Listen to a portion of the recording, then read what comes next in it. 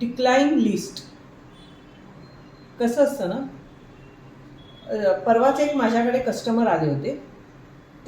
त्यांना मी गेल्या 6 महिन्यापासून सांगत होते, सर तुम्ही पॉलिसी घ्या.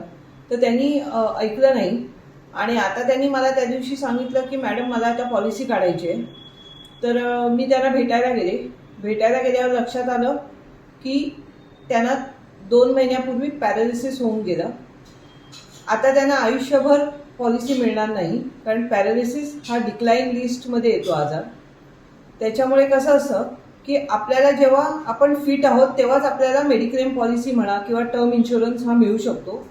एकदा आपण अनफिट झालो की आपल्याला परमनंट एक्सक्लुजन लागून जातं आणि आपल्याला कधीच मेडिक्लेम पॉलिसी किंवा टर्म प्लॅन घेता येत नाही.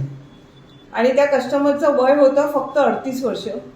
सो आता आपण हे लक्षात घ्यायला पाहिजे की जसं आपलं इन्कम चालू होईल तसं आपण मेडिक्लेम पॉलिसी आणि टर्म प्लॅन प्रायोरिटीवर काढायला पाहिजे.